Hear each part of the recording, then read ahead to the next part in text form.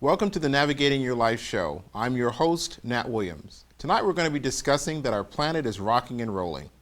With all the recent weather events and disasters throughout the last few years, we thought we should dive into the topic of what's been happening to our planet and what we should be bracing for in the future. Recently, I had the opportunity to sit down with Dr. Larry Malanconico at Lafayette College to discuss what has been going on recently with our planet, and here's what he had to share. So we're here today with Dr. Malanconico of the Geology Department here at Lafayette College. So Doc, why don't you tell us a little about your background before we start asking you some questions? Right. I just finished my 30th year teaching, 21 here at Lafayette College. Over the course of my career, I've had an interest in natural disasters. I actually had the opportunity to be one of the first teams into Mount St. Helens before and after the eruption. I subsequently worked around volcanoes in South America, Central America, Italy, and I've also worked in Pakistan doing structure and tectonic studies. Wow. Well, that seems wonderful for our topic of today, which is talking about some of the things that are going on around our world. One of the things that a person wonders is it just because we have better information and we hear things more timely than we did in the past, or is it really that our world is going through some changes? So what is your take on that? It would depend on which disaster we would focus on at any one time. If we look at earthquakes and volcanoes, it's probably not that there's any more going on, or they're not increasing through time. Okay. Of course, there's not a set amount that we're going to have one occur every 5 years. It might be one occur 5 years and then 20 years for that. And we have such a short time reference for that it may seem like there's more, but in the long run, it's pretty much averages out. If we look at something like hurricanes, though, it may very well be that those are going to be increasing both in frequency and in size now, probably as a result of the warming of our climate. And that is a real phenomenon. That's not something that people are just imagining in your research and in your 30 years of exposure. Right. It's a real thing. Global climate change and warming is a real thing. We haven't had a long enough time period quite yet with regard to hurricane frequencies and stuff to document that, to say it's absolutely certain, but we have seen an increase in the number of hurricanes and the severity, and this year, in fact, is the warmest sea surface temperatures in the Atlantic Ocean that's ever been recorded. Wow. And so some of the other natural disasters, you talked about volcanoes, you talked about hurricanes. What else would Well, of course, in the last year or so, we've had very devastating earthquakes occurring. We had the earthquake in Haiti. Casualties are up around 220,000 people plus as a result of that. Wow. We had an earthquake which was probably about 750 times larger occur off the coast of Chile. Fortunately, it caused relatively small number of casualties. 650 is not small, but when you compare it to Haiti, it's significantly less. Wow. And of course, we've had significant disruptions recently to air travel. No casualties, but certainly economic disruption as a result of the eruption in Iceland. So when you go back to the earthquakes, what is a contributing factor to the increase, or is it just again more awareness of them? Yeah, it's probably more awareness of them. The number of earthquakes that occur per year is pretty well fixed. You want to think of it as a certain amount of energy that is being released from the earth at any one time. Wow. That's released in the form of earthquakes, and that's pretty constant.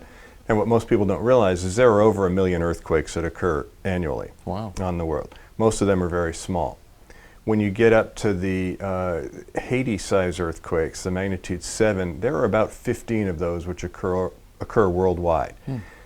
Haiti was brought to our attention because it occurred in such a poor country that the construction practices were so bad, and it occurred so close to Port-au-Prince that the damage was evident to everybody as a result of that. Wow.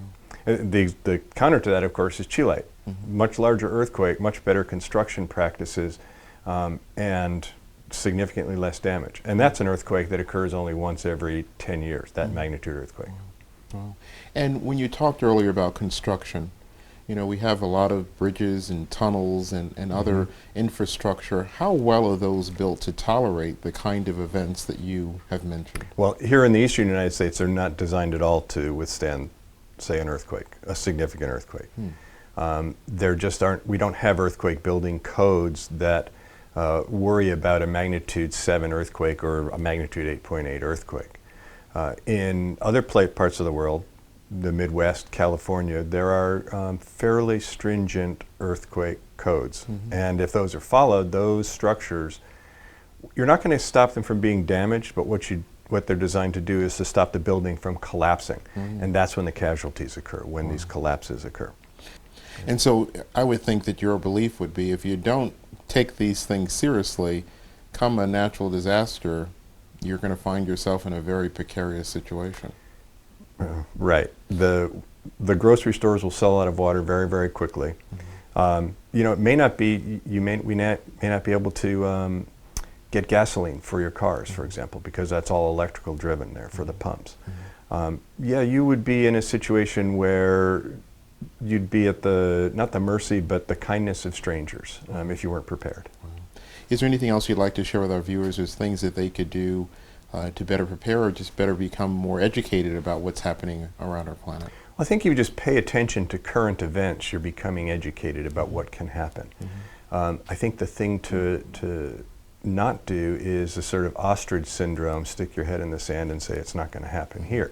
Sure, we probably won't have a magnitude 7 earthquake in eastern Pennsylvania, but we will have the potential for floods, for hurricanes, for tornadoes, for wild weather predominantly in the eastern United States.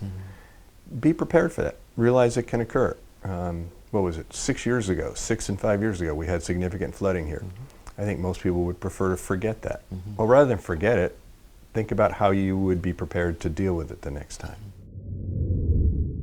A special thanks to Dr. Malanconico for giving us such great information. We're now going to take a short break. When we come back, we're going to have a representative from the Red Cross, so please stay with us. Ready for some fun? FunWorks assists individuals with and without disabilities to participate in community activities. These activities are provided in small settings for 1 to 8 individuals with at least 1 to 2 direct support professionals. We visit places like Dollywood, Willow Valley Inn, Phillies Games, Iron Pigs Games, the Lehigh Valley Zoo, and more. Let us know your dream trip. Our staff is dedicated to ensuring your dream activities come true. For more information, call 888-966-9466 or visit funworksinc.org. In these challenging times, your organization needs employees that maximize results. HumanWorks Training and Educational Services provides results-focused seminars for your staff. Topics include management and motivating employees, stress management, team building and leadership skills, and cultural diversity. Register today, just $89.99 or $75 for chamber members. Call 484-893-5057 or visit hwtes.com.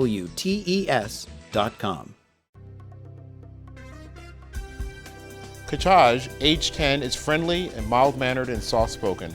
He delights in pleasing others and shows great appreciation and excitement for things big or small that others do for him. He loves to watch television and play video games. Kachaj is in the 4th grade. His teachers say he works very hard and is quite a perfectionist.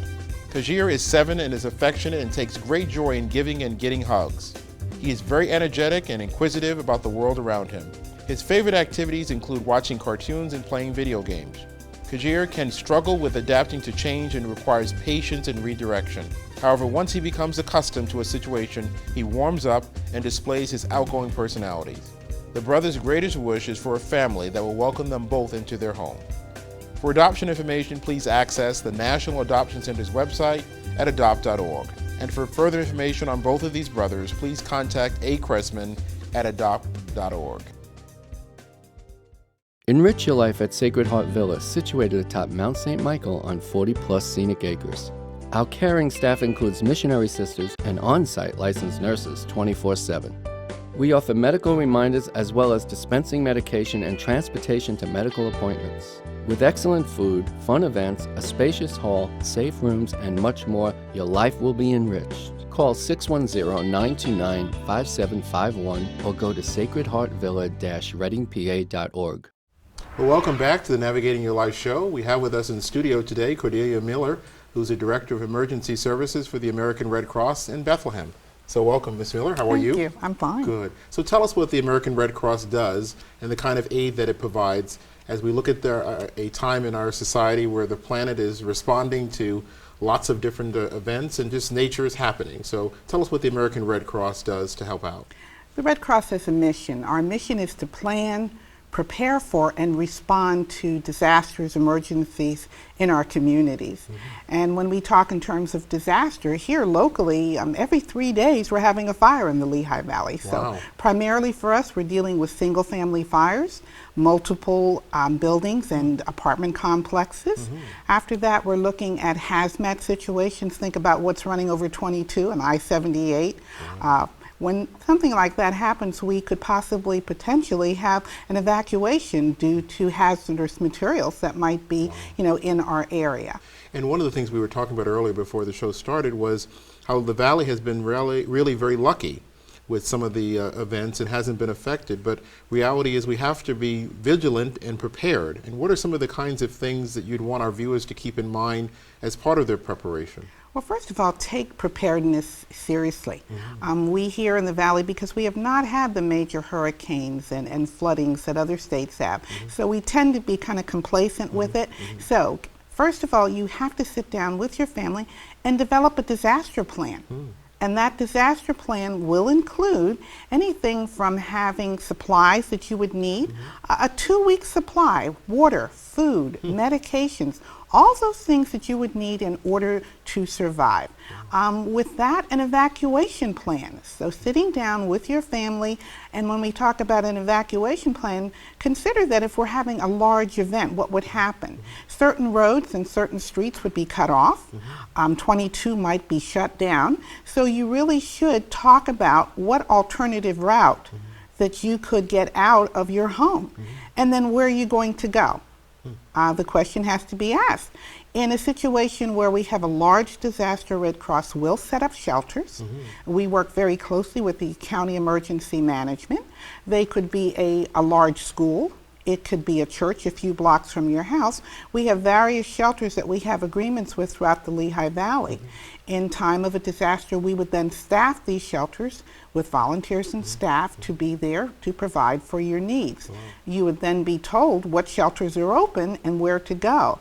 And within that disaster kit that you're going to have, and this is the most important thing, to have a disaster kit. And you want to have a radio in there because that's how you're going to be getting direction. One of the things that I pride myself on is listening to XM radio.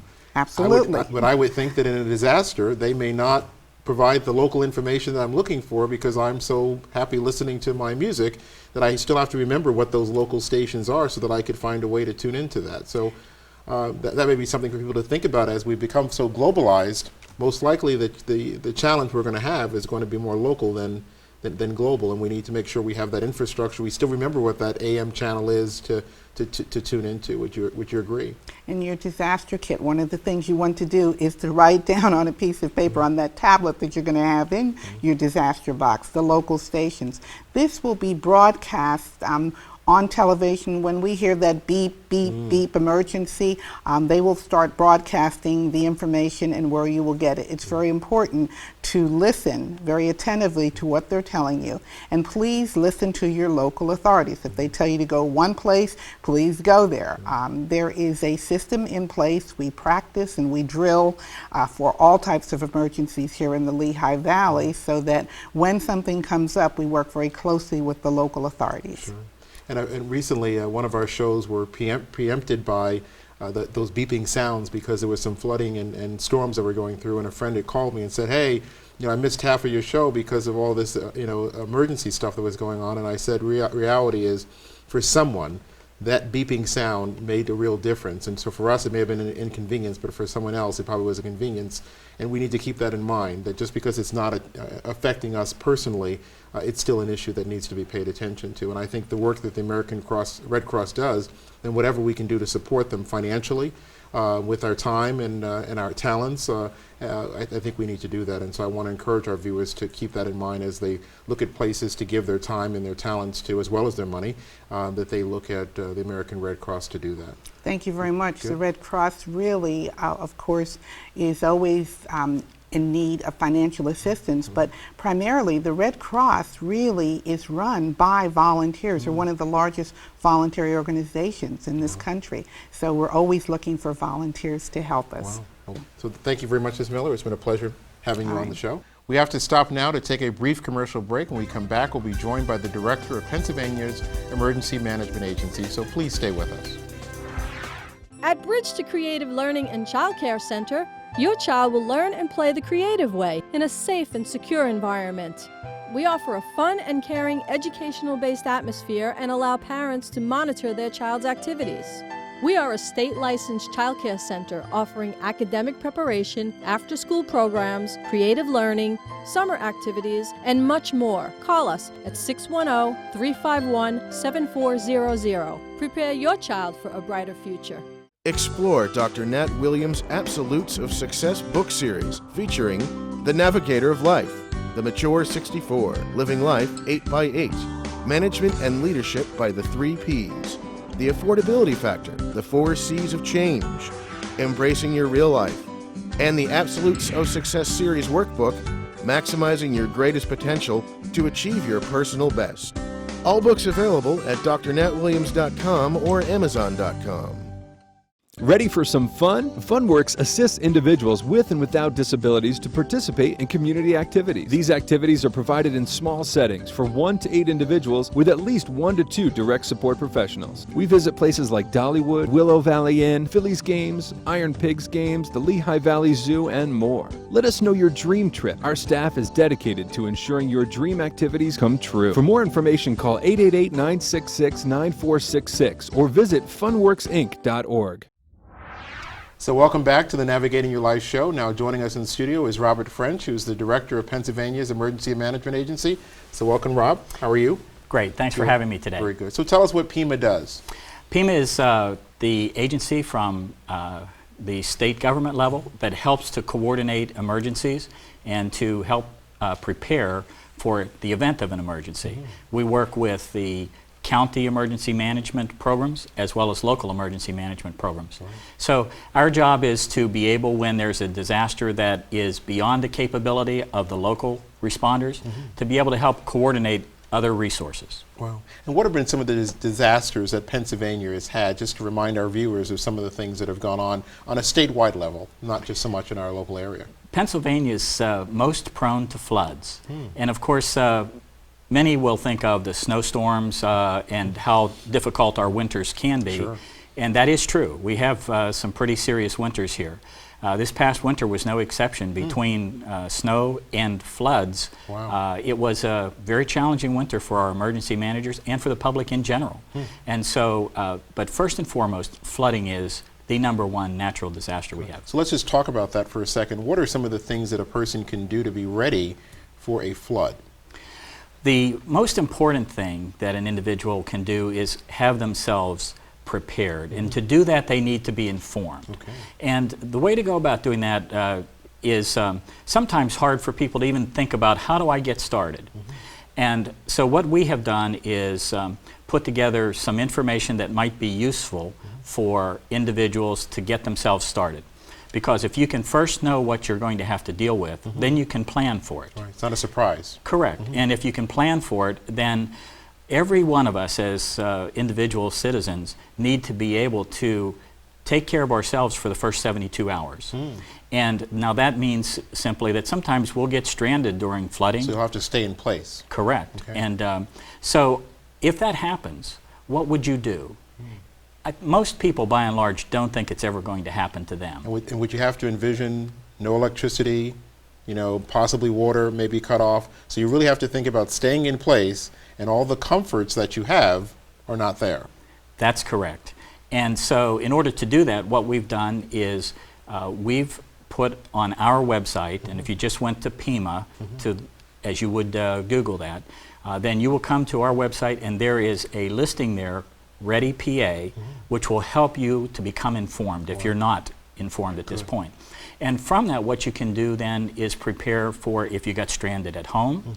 You also need to be able to prepare for if you get stranded on the road. Right, your car. What happens if you're stranded at work? And so it's not just having a kid at home. You have to, if you really want to frighten people, I think you just did it by saying being stranded at work. Of all the places people think about being stranded, that's probably the last place but in reality is it could happen any time, and are you prepared at work to have the things that you need to get by? And that's an important point to think about. It is, very much so. And the time to try to pull things together is not when the emergency actually is occurring.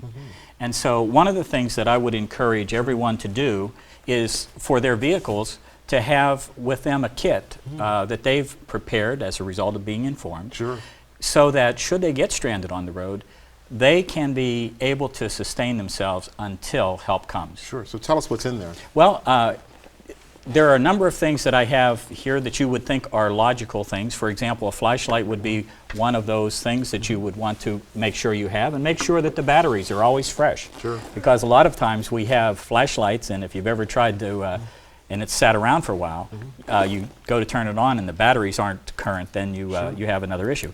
Have a first aid kit. Wow. They're small, but yet enough to help you get by. There are other things that you want to do, is have something that you would be able to work through as you're waiting. You want to make sure you have water, make sure some sustenance of some sort. Sure. And another thing that folks a lot of times forget to do is, those who are taking medicines, is to have medicine with them. Wow. And so I would encourage our listeners and viewers to go to the website, because there are a lot more things that, based off your personal situation, you will want to consider putting in your kit for the road. And there'll be some different things for home. Right, and I could see this doubling as something you may need for work. So you kept it in your car in case you had a problem on the road, but if you were stuck at work, there may be some things you can go to your car and pull out as well. That's correct. So that yes. could double. Okay, very good. Anything else you want to highlight from your? No, okay. Again, I think the key Sure. to highlight is that no one thing, no one kit is perfect for all of us. Wow. That's why we encourage everyone to first be informed, and that means look at the list and see if it will prompt your memory for some things. That's the intent of it. The second thing is, if you're informed about what it takes for the different kinds of emergencies, you can prepare for it.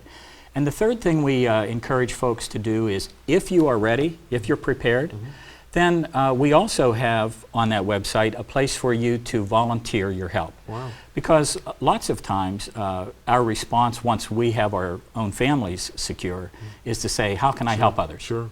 I think the information that you shared is really very powerful, and I think the message that I take away from this is that to believe for a second that this won't eventually affect you is possibly placing your life in jeopardy. A lot of times if you have that additional food, it may make the difference between life and death, or have that medication, it may make the difference between surviving or not surviving. So it's really critical. If we care about ourselves and love our families and love our communities, this is something we should do. It's almost like a no-brainer. There's nothing to think about. We just have to find the time and the finances to go out and put these kits together. And you've already given us the menu of the stuff that we would want to have as part of that kit. I hope that everyone will take time, although it is one of those last things that you do because our time is so valuable, would take just enough time to put together this individual kit for their car even, because that will make a big difference someday in your lives. Sure. Well, thank you so much for coming in and spending time with us today. You're welcome. Thanks for having us today. We're going to take a break right now. When we come back, we're going to wrap up today's show, so please stay with us.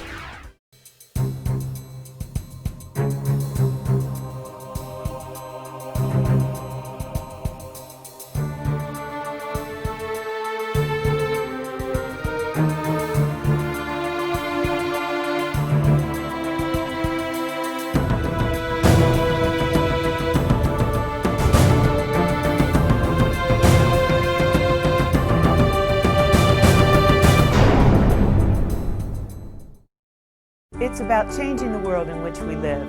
It's about playing, living, and working together. It's about escaping from special programs.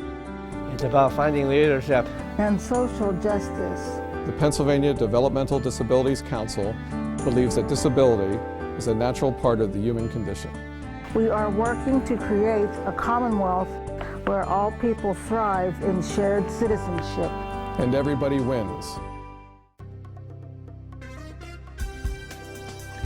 In this week's Employment Highlight, we are going over the biggest resume mistakes job seekers make. Typos and grammatical errors or incorrect contact information. Lack of specifics. Explain what you've done and accomplished. one-size-fits-all resume. Write your resume specifically for the employer.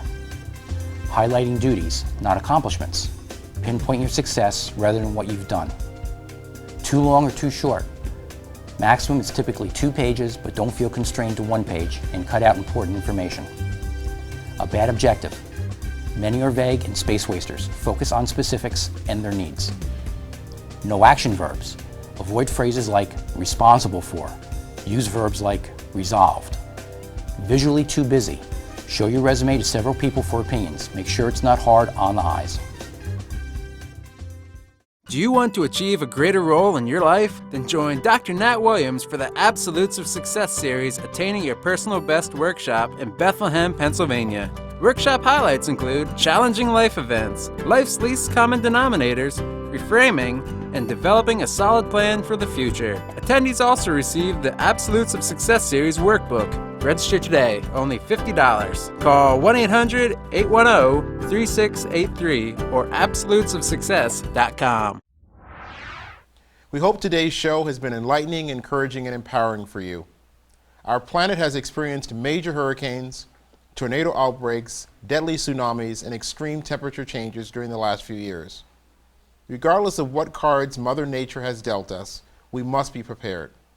All weather alerts should be taken seriously. We can utilize today's tips to ensure we keep our family and ourselves safe from the next disaster our planet hands us.